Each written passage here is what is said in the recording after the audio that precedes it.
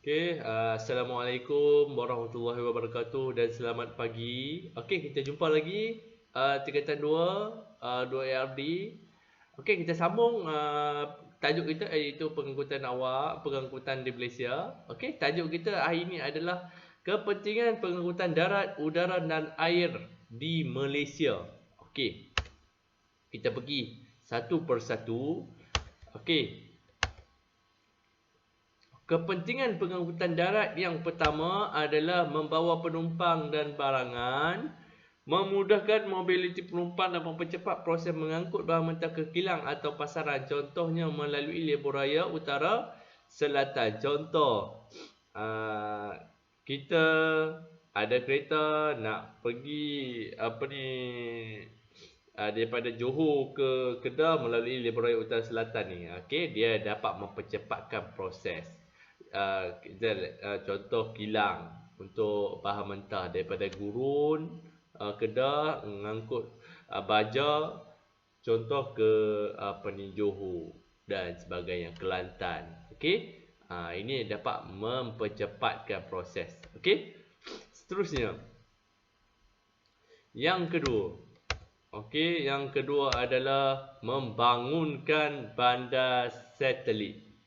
Membangunkan bandar satelit. Apa tu membangunkan bandar satelit ni? Bandar satelit ni dia menyokong bandaraya berhampiran dan sesuai dijadikan kawasan kediaman dan perindustrian dan dihubungkan dengan bandar utama melalui bas LRT dan komuter. Contoh dia Bandaraya Seremban. Dia punya bandar satelit dia yang menyokong bandaraya adalah Rembau. Apa lagi? Rembau lah. Contoh. Contoh di Alor-Star, apa bandar sokongan dia? Mungkin Pendang, mungkin Jitra. Itu adalah bandar-bandar sokongan kepada bandaraya utama. Seterusnya, yang ketiga, mempertingkatkan darjah ketersampaian. Apa tu mempertingkatkan darjah ketersampaian ni? Menghubungkan kawasan pedalaman, contohnya Grig, Perak dan Jeli dapat dihubungkan melalui lebuh-raya timur barat. Itu mempertingkatkan darjah ketersampaian. Suatu tempat tu, dia yang mempunyai masalah, daripada segi pengangkutan ni, tu kita dapat meningkatkan darjah ketersampaian, kita buat lebuh-raya timur barat. Kita nak mempertingkatkan darjah ketersampaian suatu tempat. Seterusnya, yang keempat, meningkatkan sektor perniagaan. Macam mana nak meningkatkan sektor perniagaan ni? Perkhidmatan kereta api kargo oleh KTMB dapat meningkatkan urusan perniagaan dan perdagangan. Melalui apa? Perkhidmatan train kontainer, train kargo. Seterusnya adalah dapat menghubungkan pelabuhan di semenanjung Malaysia dengan pelabuhan di Thailand. Sebelum ni kita dah belajar 6 pelabuhan yang utama di Malaysia.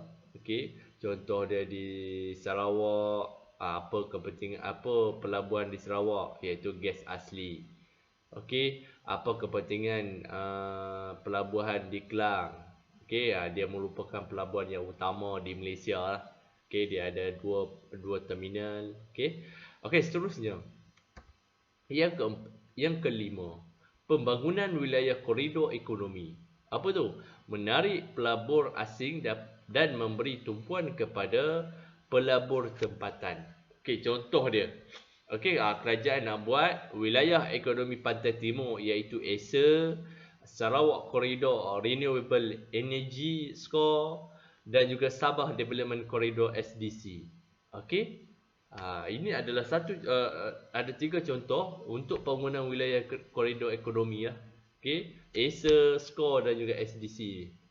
Seterusnya, yang keenam, membangunkan kawasan sekitar. Contoh dia, pembinaan peta-peta baru dan memajukan kegiatan ekonomi. Contoh dia di Bandar Baru Nilai.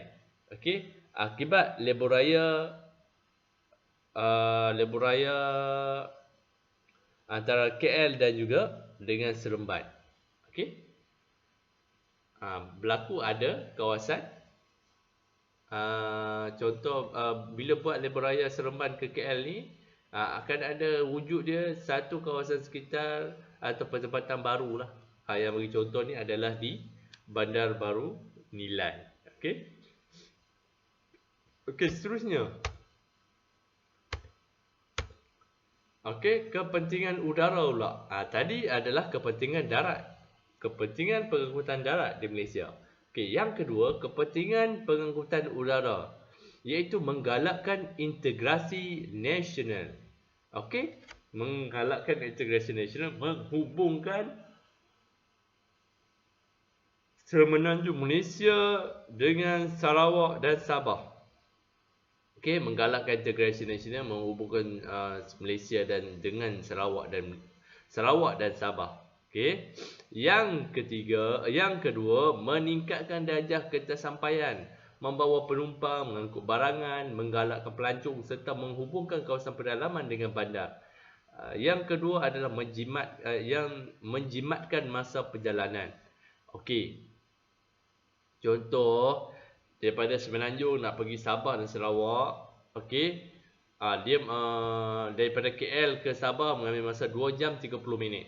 Okey, kalau kita naik pengangkutan udara lah, contoh dia MAS, AirAsia, Malindo dan sebagainya. Okey, lebih kurang 2 jam 30 minit. Okey, iaitu menjimat masa perjalanan lah. Okey. Kalau kita naik kapal tak pastilah berapa lama kita nak sampai ke Sabah Sarawak tu. Okey, bila kita naik pengangkutan udara, dia dapat menjimatkan masa. Okey. Walaupun mahal, itulah satu-satu kenderaan yang MAS ni adalah pengangkutan udara yang penting. Okey, nak menghubungkan antara Sabah dan Sarawak dengan Semenanjung. Okey, bagi meningkatkan darjah ketersampaian. Okey. Seterusnya. Okey, kepentingan pengangkutan air. Okey, dia ada 3. Yang pertama adalah menghubungkan kawasan pedalaman, mengangkut barang pukal dan penumpang dari kawasan pedalaman ke bandar. Contohnya Sungai Rajang dan Sungai Kinabatangan di Sabah.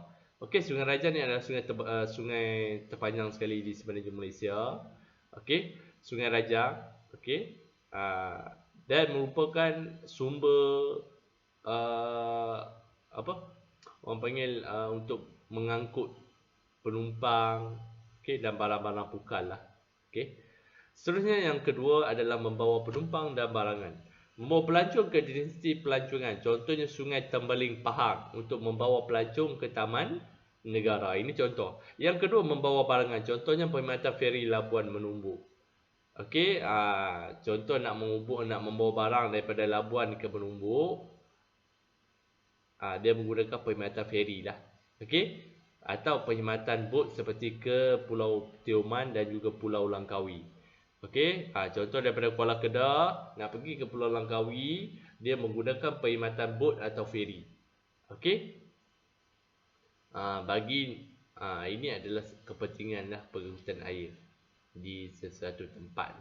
Okey. Yang ketiga, mengendalikan urusan perdagangan. Pengurusan perdagangan import dan ekspor dengan negara luar, contohnya Pelabuhan Kelang, okey, Selangor, Pelabuhan Kontena Teluk Sepanggar Sabah dan Pelabuhan Kuching Sarawak.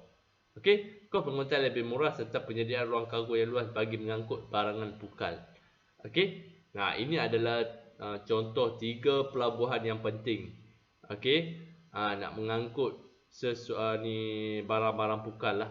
Okey, dan juga kos dia lebih murah berbanding kita naik kita bawa barangan tu melalui pengangkutan udara. Okey. Okey, seterusnya. Kepentingan pengangkutan awam di Malaysia. Okey, tadi adalah kepentingan darat, pengangkutan darat, udara dan juga air.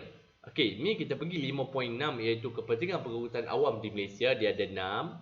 Okey, yang pertama, mengurangkan kesesakan lalu lintas. Penggunaan sistem pengangkutan awam bersepadu dapat mengurangkan bilangan kenderaan di jalan raya. Okey, contoh nak pergi kerja kita naik LRT.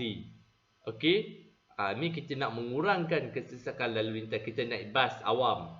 Okey, nak mengurangkan kesesakan lalu lintas. Yang kedua, memajukan industri pelancongan. Perkhidmatan teksi, bas dan rel bersepadu memudahkan pergerakan pelancong dalam negara. Okey.